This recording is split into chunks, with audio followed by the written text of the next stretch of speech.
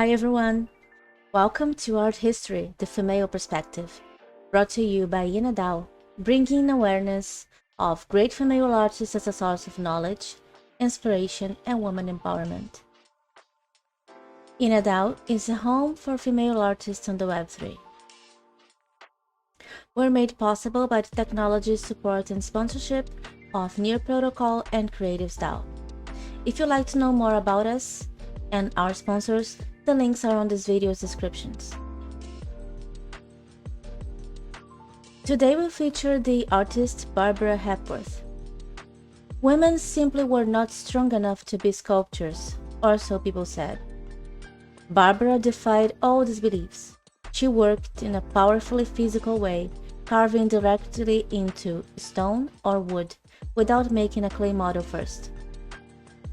She made monumental pieces that towered over the viewer, and she worked her entire life while still fulfilling the traditional feminine role of motherhood.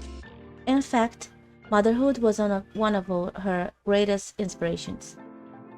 Beyond proving her ability, Hepworth was also an innovator.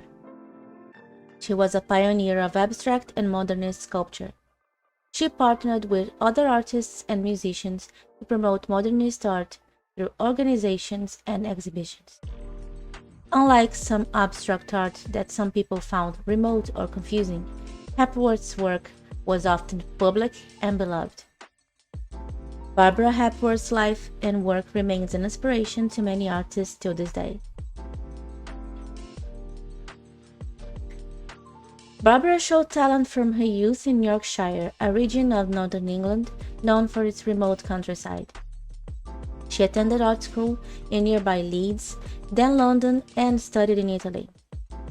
During World War II, she and her family moved to Cornwall in England's southwest to escape the Blitz. She would live and work there for the rest of her life. Despite being one of few women in sculpture, Hepworth was immediately recognized for her powerful work. Her sculpture was shown in exhibitions and displayed in public spaces, often alongside other modernist artists. Later in life, she experienced an explosion of creativity and produced some of her most famous work. Throughout her adult life, her surroundings and family shaped her art.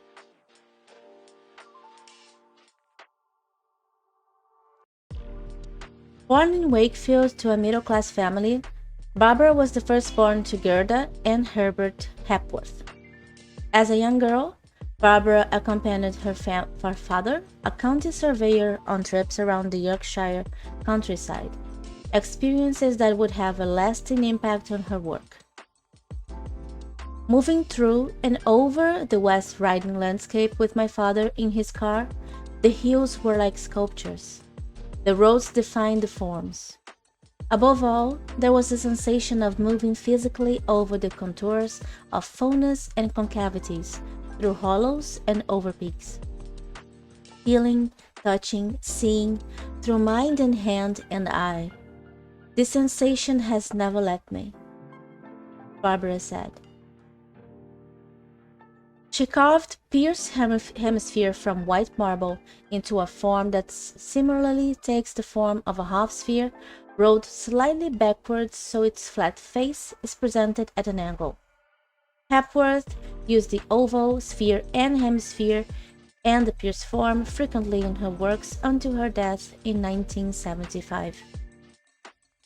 Although these sculptures are largely abstract in appearance, in her 1971 autobiography, the artist explained that the closed form, such as the oval, spherical, or pieced form, translates for me the association and meaning of gesture in landscape.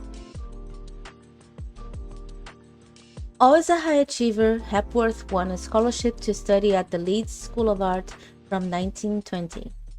Hepworth first met the sculptor Henry Moore, also born in the district of Wakefield, at Leeds School of Art in 1920. Here we have a picture of young Barbara, the first one on the left.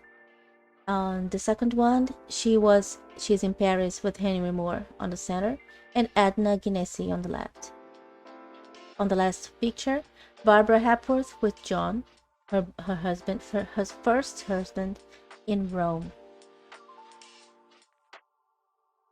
From 1921 to 24, Hepworth studied sculpture at the Royal College of Art. Henry Moore was a fellow student.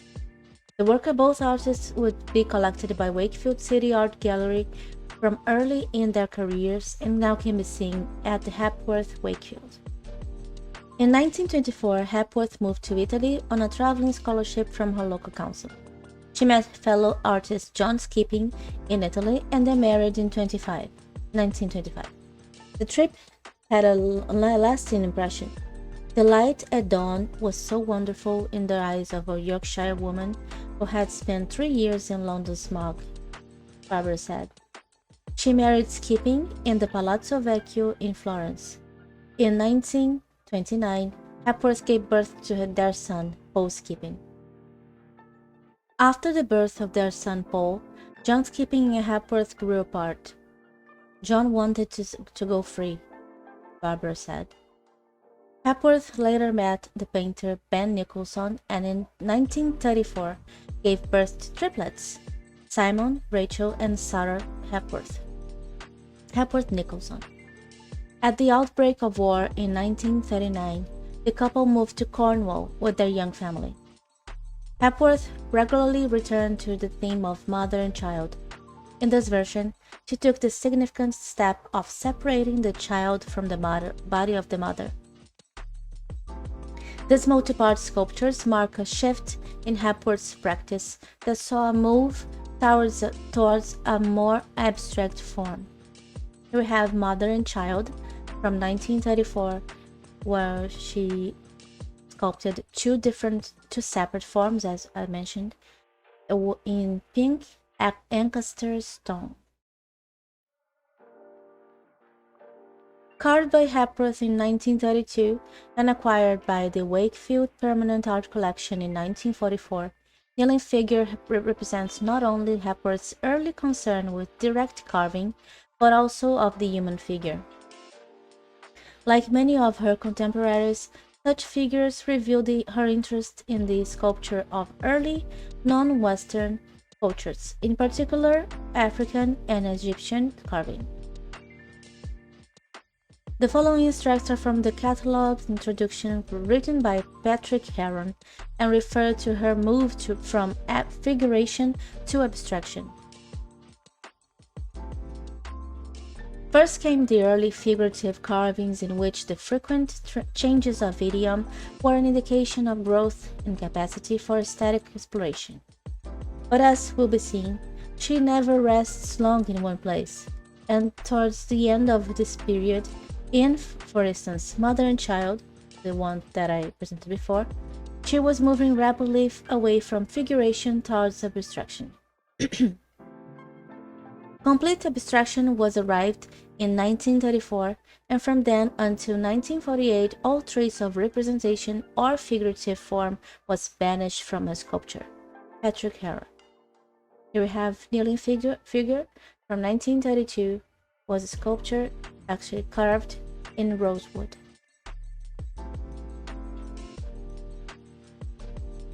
Barbara took a number of important public commissions in her later life. Single form is one of the largest and most significant. It stands in the United Nations Plaza in New York.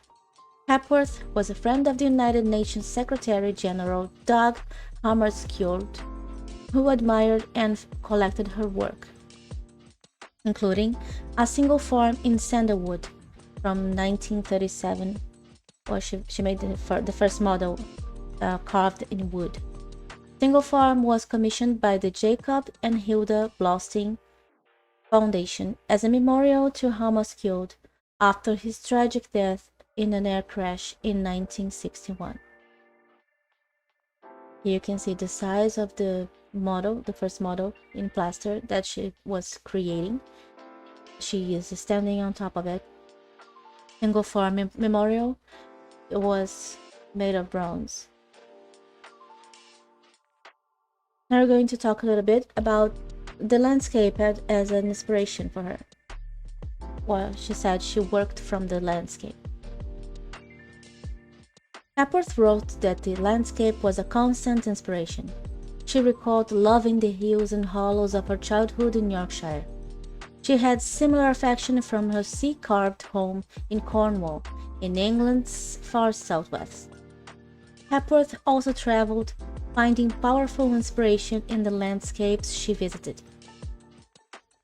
Her most important trips were to the Mediterranean nations of Italy and Greece. At the most difficult moment of this period, I did the maquette for the first sculpture with color, and when I took the children to Cornwall 5 days before war was declared, I took the maquette with me, also my hammer and a minimum of stone carving tools. Barbara Hepworth in Carvings and Drawings in 1952, in her own words. In late August 1939, 5 days before war was declared, Hepworth and Nicholson took the children to stay with the critic Adrian Stokes and his wife Margaret Mellis in Carbis Bay, Cornwall. Accepting the invitation to get out of London as war approached, this marked Hepworth's move to Cornwall, where she would reside for the rest of her life. Hepworth retrospectively connected the departure from London with her first sculptures with color, which include sculpture with color, this one here we can see, deep blue and red from 1940. These sculptures with color introduced two new elements into her work, colors and strings. I was not able to carve at all. The only sculptures carried out were some small plaster maquettes from the second sculpture with color, and it was not until 1943, when we moved to another house, that I was able to carve this idea, and also the first idea for sculpture color of 1938. Sculpture color is one of the 5 successively large plaster versions of the same work. Hepworth's use of plaster was likely adopted due to the shortage of available materials in the wartime period. During the war, she also lacked the proper studio space, so she did these smaller maquettes in plaster, so she could further create them in a larger surface. In the late evenings and during the night, I did innumerable drawings in gouache and pencil, all of them abstract, and all of them my own way of exploring the particular tensions and relationships of form and color which were to occupy me in sculpture during the later years of war. Barbara said in Carvings and Drawings from 1952. Unable to carve, Hepworth instead immersed herself in drawing. As with the plaster maquettes, she similarly introduced color and string-like patterns into her drawings, stating that they are my sculptures born in the disguise of 2 dimensions. This idea of drawing as a 2-dimensional sculpture can be seen through a visual comparison of sculpture with color, deep blue and red, and drawing for sculpture, 1941. The drawing's brightly colored segments of color and crystalline forms echo the plaster's dark blue painted interior and strong form.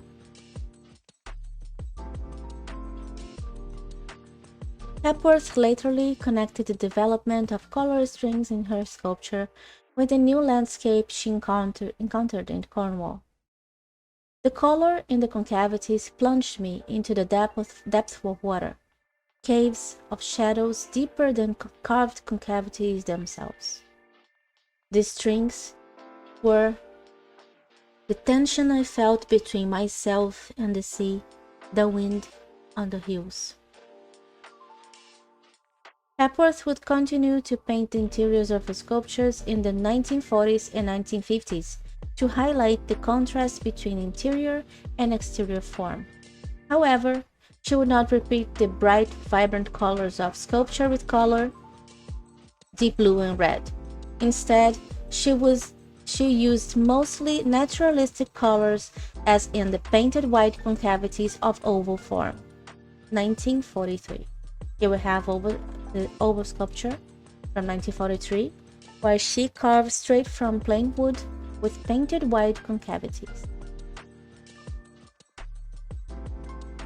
Hepworth's use of these naturalistic colors for the interiors of her sculptures coincides with the period in which she began to synthesize elements of the landscape around her into her work. She began to develop the recurring form of a hollowed-out ovoid or sphere encircled by spiraling arms, which she associated with the coastal landscape of West Penwith. Looking straight towards the horizon of the sea and enfolded by with always the eye straight out to the Atlantic by the arms of the land to the left and the right of me. Here we can see Wave, which took inspiration from what she lived, from 1943 and 44, in wood, paint, and string. 10 years later, Hepworth returned to this fusion of hollowed-out forms and painted interiors into a very different landscape, Greece. In August 1954, Hepworth's long-standing friend Margaret Gardiner invited her on a holiday around the Greek islands. This happened right after her firstborn died on an accident. The farms, the mountains, the valleys, the color and silence was such a part of my life. It is deeply part of my work, Barbara said in October 1965. Hepworth's experience of the Greece was highly sensual. On her return, she began a new series of carvings in tropical Guarria wood, many of which take their titles from specific Greek locations, such as 1955 curved form Delphi. This one here on the picture. In this picture, she's working on it. Curved form Delphi might be read as an upright version of the earlier Wave from 1943, employing the same visual language of an enfolding pair of arms protecting a painted white interior with strings held in tension.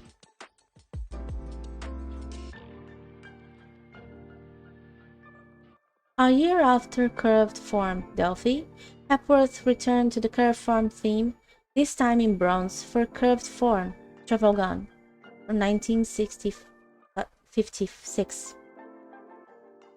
Again, the sculpture is associated with a specific named location, Trafalgar, a hill between St. Ives and Zenor. Standing on the hill where the land of Cornwall ends and the cliffs divide as they touch the sea facing west, facing the setting sun across the Atlantic, where sky and sea blend with the hills and rocks, the forms seem to enfold the watcher and lift him towards the sky. Barbara Hepworth text on the sculpture Curved Form, Trafalgar, 1956. Through very different landscapes, Cornwall and Greece evoked for Hepworth the same sense of enclosed form, what she would later identify as the closed form. She would return to the same form using different materials throughout her life.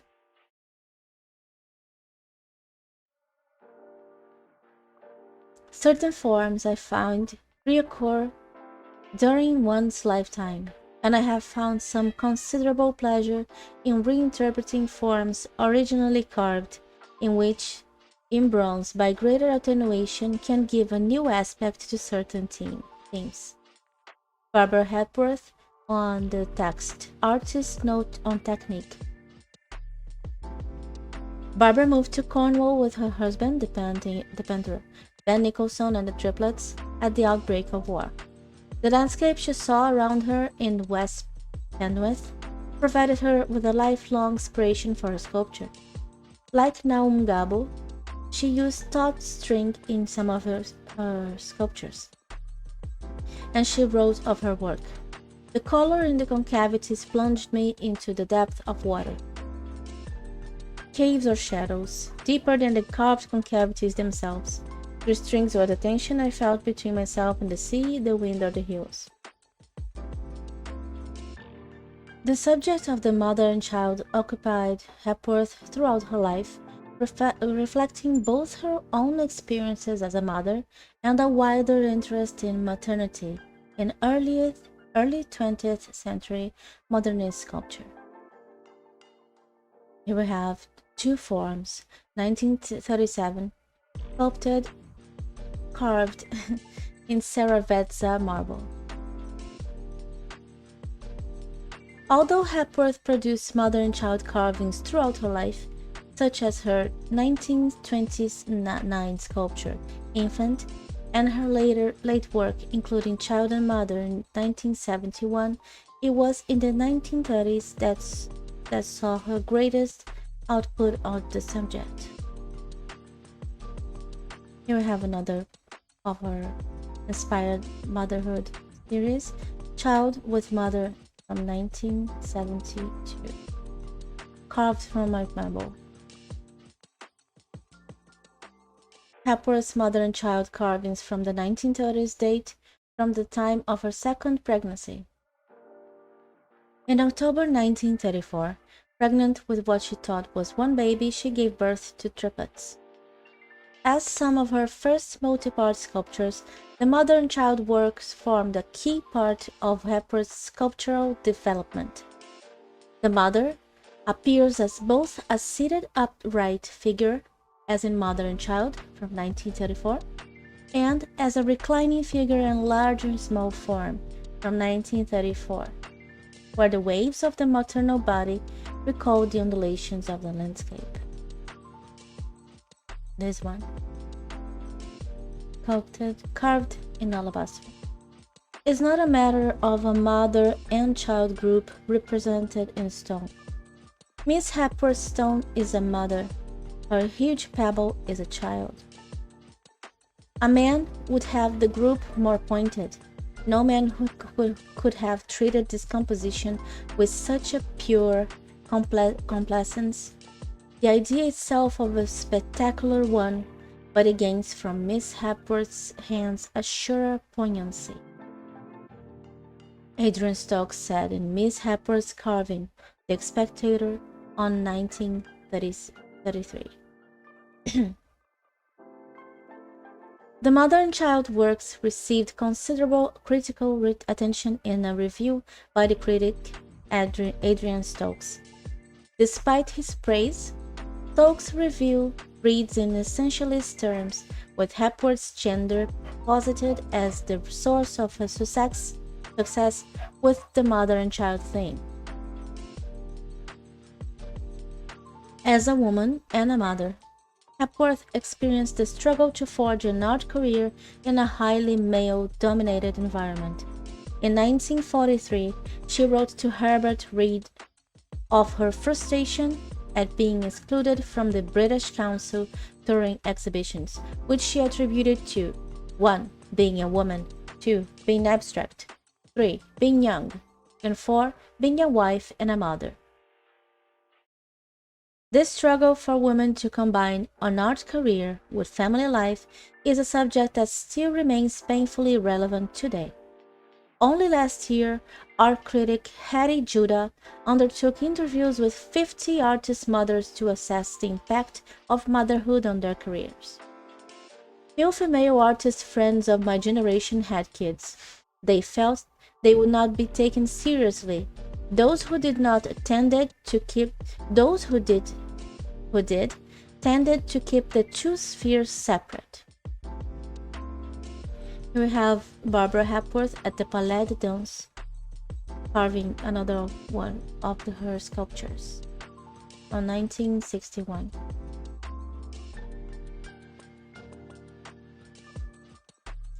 Arguably, one of Hepworth's achievements was her very ability to bring together art and life, sculpture and motherhood. My studio was a jumble of children, rocks, sculptures, trees, importunate flowers, and washing. Barbara Hepworth said on her own autobiography. However, this was not achieved without a struggle. especially in the first few months after the arrival of the triplets. Just 2 months after the birth, Nicholson returned to Paris, and Hepworth found herself forced to make decisions regarding the care of the children alone. Hepworth's letter to Nicholson expressed the central dilemma she found herself in, namely, how to balance work and childcare. "I'm so deeply happy about the babies, and I want them with me all the time, but I'm also so deeply unhappy about not working." Eventually, a solution was found in the firm of a nearby nursery training college, Walgarth, which could take care of the triplets and allow Hepworth to work and thereby earn a living.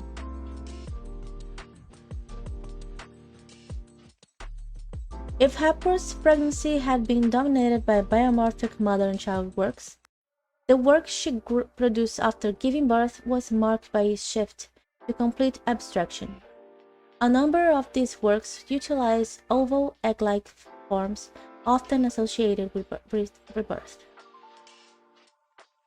Here we have one of her very abstract works representing the motherhood concept, called Two Forms, from 1934. Gray alabaster is the material in which it was carved. Several three-party, three-forms sculptures also exist from 1935, which may connect to the arrival of the triplets. In each work, the three different forms are held by a fourth entity, the base plate, the integral maternal support that holds the composition. Hepworth's ability to juggle an art career with motherhood makes her an important role model to many women working in the art world today. Her mother and child works also continue to act as a source of influence to contemporary artists. Here we have Three Forms, 1935, Cerevisian marble on marble base.